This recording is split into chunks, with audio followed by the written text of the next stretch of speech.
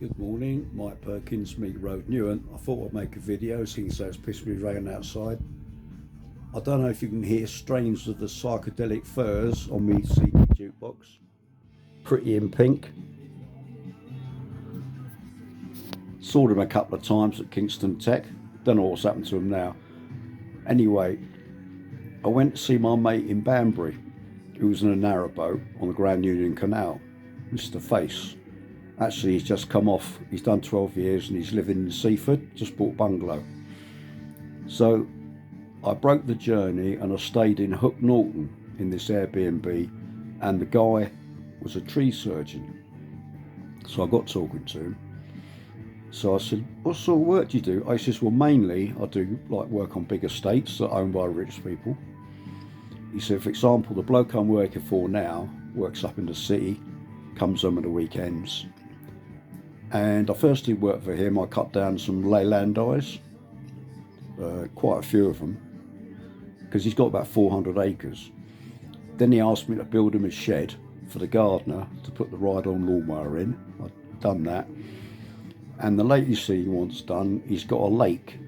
It's not very deep, and it dates back to there was an abbey on the land, and the monks used to drive their horse and carts through to clean the wheels off before they went into the abbey, believe it or not. And he said, I said, do you have anybody working for you? He says, glad you mentioned that.